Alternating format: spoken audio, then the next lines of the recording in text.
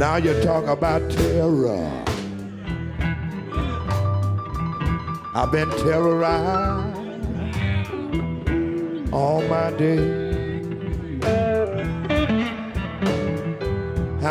All my day.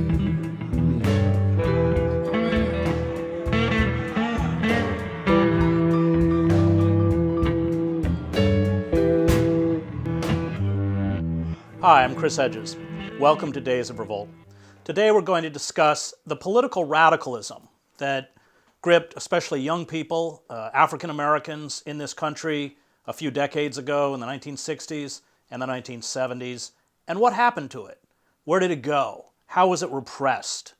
Why has that militancy, especially in our system of what Sheldon Woolen calls inverted totalitarianism and this corporate coup d'etat that we have undergone, why isn't it being expressed within the wider society? And with me to discuss that is the great civil rights attorney, Lynne Stewart, who was disbarred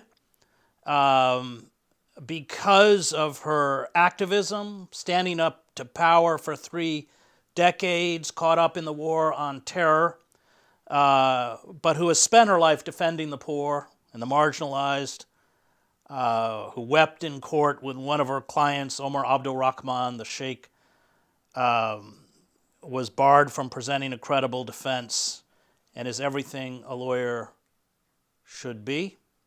And with her is her equally magnificent husband, Ralph Poynter, great activist, and it's an honor to speak to both of you. Thank you for being here. Thank you for having us.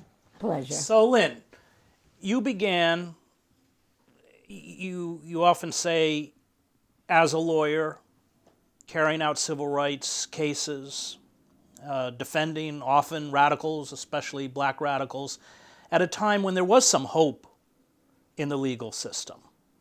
Well, my original epiphany as a nice white middle-class girl from Queens, A librarian, marrying a librarian and all those good things, valedictorian, all the best of the brightest, was when I went to work in Harlem as a librarian in '62. And of course, it was just starting to bubble up then, the whole great movement. And as I said, I was so fortunate because I had my epiphany at the same time the movement was coming about. And so here I was in the middle of Harlem. I didn't even know that Harlem existed, although I had been raised not 5 miles away in Queens. Right away I began to perceive some of the warts and the ugliness, which I later really discovered to be more than that, to be a real cruelty to children. And I had some help along the way, and that, of course, is this guy who's sitting next to me. I was the librarian, and a few months after I got there, he came into the school as a teacher, and they gave him the classroom right across the hall from the library. And I was, as I always like to say to the young folks, my hair was as long as my skirts were short. And well, that'll get Ralph's attention. you're right about that. But as time developed, we talked constantly about the schools and how the fact was that the schools were so far behind and that it was And we should add that Ralph was more than a teacher. He was an organizer within the union, right? We began talking, and then talking led to doing, and doing led to, and of course, I was not about to take on, not that I had any particular sensitivity, but he was so angry, and he was so ready to do this. And so it started, I guess we can agree, I wrote a letter to the parents saying, you're constantly told your child can't learn. Your child doesn't learn. But what you don't know is that every other child's mother is being told the same thing. And actually all of these children can learn, but you're caught up in a system. He then proceeded to distribute this letter out in front of the school and ask for a meeting. And of course, he was immediately fired, the first of 3 times, and that was the beginning well, I think it was the beginning of the fight for community control of schools. When did you go to law school?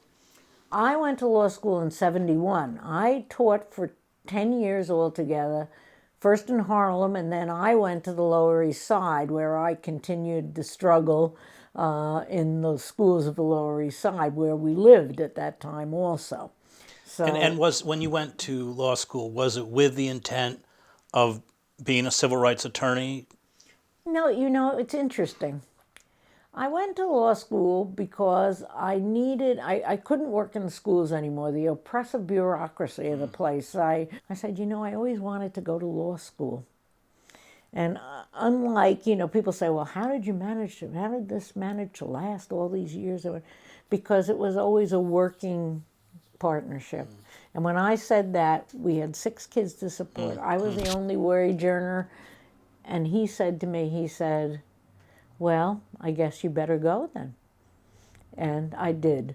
And I didn't go with the intent that I was going to right the wrongs. I just knew it was a niche for me, because I could come up against government and fight government on behalf of someone who didn't really have the tools or the wherewithal to do that.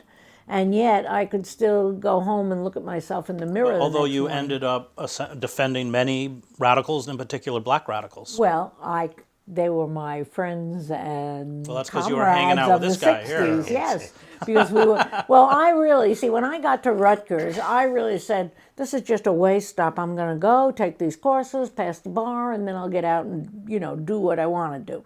Because I didn't really think about going to law school as being much of a learning experience. My learning experience had been on the streets of Harlem and the Lower East Side, and seeing Ralph get arrested and beaten up, and that the whole struggles and other things. We were part of the anti-war thing, very big part of that. Let me stop there, because I want to talk about this moment in time in which you both played prominent parts, and I'll ask you, Ralph, first. We've lost that consciousness, haven't we? That is totally gone. Why? Several factors. The first factor was that it was a very wealthy country, and they were willing to spend money to corrupt the black community. The politicians were already corrupt. They corrupted them. You're talking about the black political elite. Politicians, all politicians, and Lynn and I had this discussion as to whether there was democracy in America or not, and we agreed that there was never democracy in America. That's not what's important. But white people could better afford no democracy. And so in the struggle to get democracy, they flooded the community with money. Are you talking about the Great Society? Great Society. Johnson Society. War on poverty. And so then the rest of the black people saw that as an economic step forward, to move out of a slum, to move into a decent housing situation, and to have a car, and these people were looked up to. And the people who were looked up to were fraudulent. Well, it was the jobs, I think, more than anything. It was having, they got apartments, they got all the things Ralph's mentioned, but, the jobs that came through with the war on poverty, with all of that. I mean, there was a new organization every week, and everybody was working, and everybody... And you both think that was really a way to buy off? They bought off. They no two ways. Definitely. And then, they had the universities, like Columbia University, the various universities supported this suppression of militancy. We had the Ford Foundation there. We had people in the Ford Foundation, working in the black community to keep it down. But look, that's what was. But we don't have any jobs. Don't have any jobs. The social programs are gone. They just cut 1 million people off of welfare. Right. Things are arguably worse because you don't have unskilled labor unless you're working in a Walmart or stacking shelves in a Rite Aid or something. Why? What happened? Let me start with Ralph, and then I'll go to Lynn. Okay, I just wanted to add to his. Well, you have to understand that while there was this above ground fight for schools, that's what our thing was. Right. Everybody, people fought for housing, people fought for health care. Everybody was fighting for something, and everybody that was fighting above ground, and ultimately just about everybody got bought off. But there was also an underground, and the underground was infiltrated by COINTELPRO. You're talking about Black Liberation Army. Black Panthers, Right. SDS, which Right, was right, actually right, above, right. but below was the right. Weather Underground, United Freedom Front. All of these folks were Who out you there. ended up defending. Yes. But we'll start. Let me go to Ralph. So, Ralph, why? I mean, if the situation is worse now, if you agree, Yes. than it was in the 60s, why? I know two things. First of all, you have to understand how oppressive the situation was in the schools. Are you talking about in the past? In the past, you could not announce the reading and math levels of the students of the schools. That was a no-no. That was the first reason why I was fired, because of this letter. And then this following year, I turned it over to the newspapers and they printed it. You were fired for that. So it was, people had no relationship to the public schools. The parents were out. The students were out. Information, there was a blockage on all information. And so that totally oppressive. If you're a teacher and you're watching this and you say, hey, what's going on here? How do you juxtapose then and now? Had to eat out the watermelon patch.